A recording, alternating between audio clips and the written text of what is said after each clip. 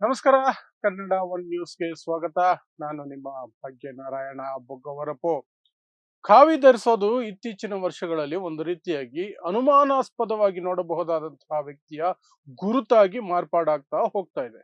ಒಂದು ಕಾಲದಲ್ಲಿ ಅದಕ್ಕೊಂದು ಗೌರವ ಇತ್ತು. ಅದೇನು ಸಮಾಜ ಸೇವೆ, ಧಾರ್ಮಿಕ ಸೇವೆ, ಜನರಿಗೆ ಏನೋ ಒಂದು ಸಹಾಯ ಮಾಡ್ತಾರೆ, ಪ್ರವಚನ ಕೊಡ್ತಾರೆ, ದಾರಿ ತೋರಿಸ್ತಾರೆ, ಏನೇನೋ ಇತ್ತು. ಒಬ್ರು ಮಹಾನ್ ಸ್ವಾಮೀಜಿ ಅಂತೂ ಸಾವಿರಾರು ಜನ ಮಕ್ಕಳಿಗೆ ಊಟ, ವಸತಿ, ವಿದ್ಯಾಭ್ಯಾಸ ಎಲ್ಲ ಕೊಟ್ಟಂತಹ ಸ್ವಾಮೀಜಿಯನ್ನ ಕಂಡಂತಹ ರಾಜ್ಯ ಇದು, ಶಿವಕುಮಾರ ಸ್ವಾಮೀಜಿ.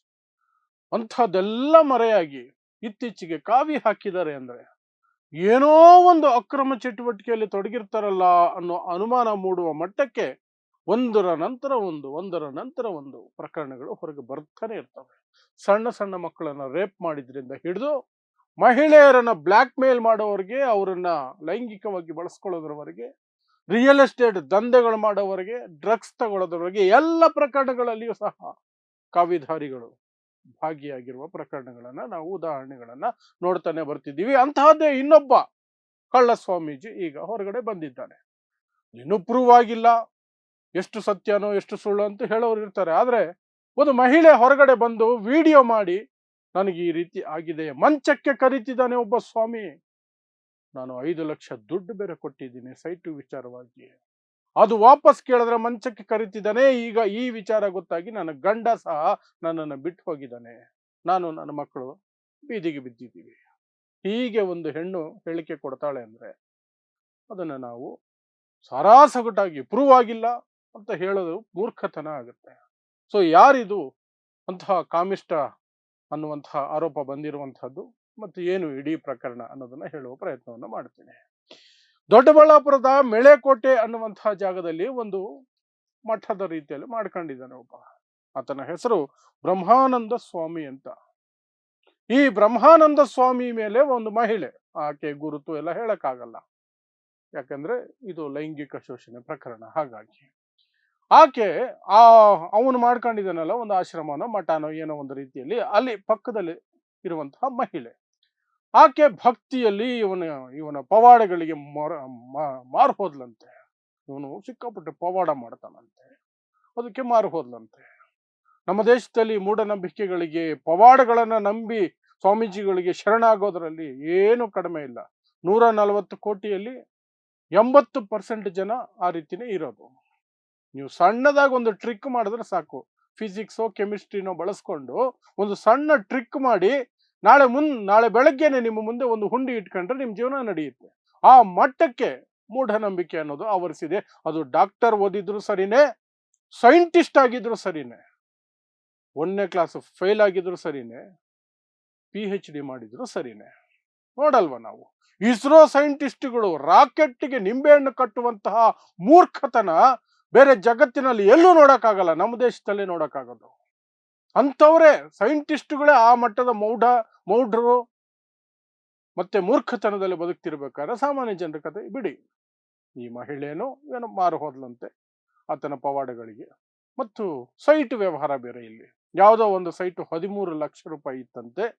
ಅವನು ಅದನ್ನ ನಿನಗೆ 12 ಲಕ್ಷಕ್ಕೆ ಕೊಡಿಸ್ತೀನಿ, ನೀನು ನನ್ನ ಭಕ್ತೆ ಅಂತ ಹೇಳದ್ನಂತೆ.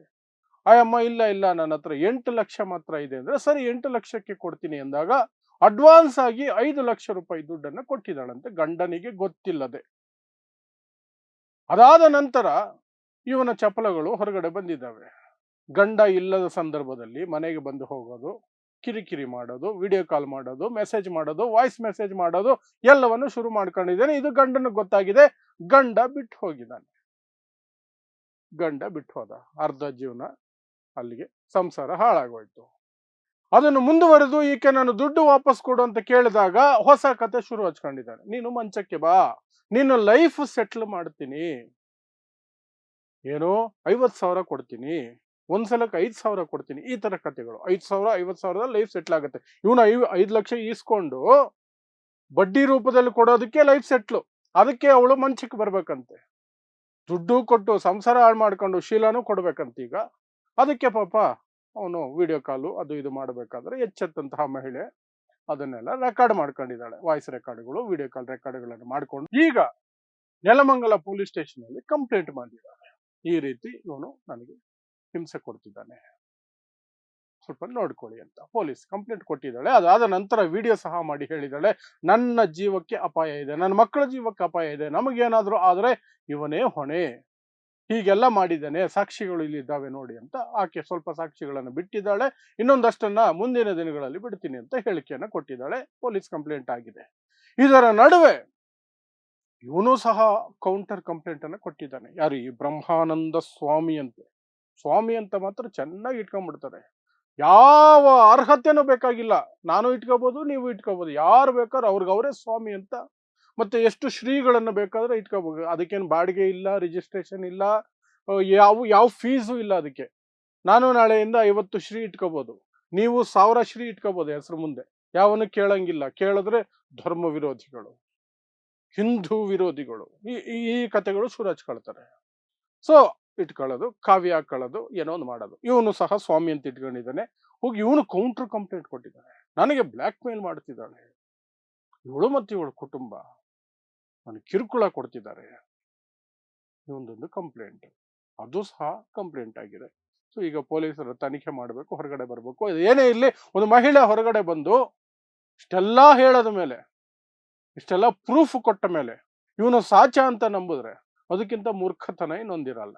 ಕೋರ್ಟಲ್ಲಿ ಏನಾಗುತ್ತೆ ಅದು ಬೇರೆ ವಿಚಾರ, ಅದು ಬೇರೆ ವಿಚಾರ. ಬಟ್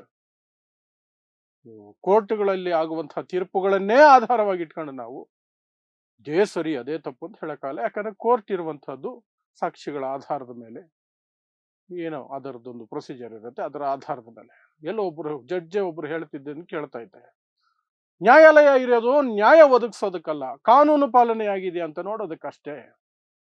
ಅದನ್ನ ತೀರ್ಪು ನ್ಯಾಯಯುತ, ನ್ಯಾಯ ಹಂಗ್ ಕೊಡಕ್ಕಾಗಲ್ಲ, ಇದು ನ್ಯಾಯ ಇದು ಅನ್ಯಾಯ ಅಂತ ಕೊಡಕ್ಕಾಗಲ್ಲ.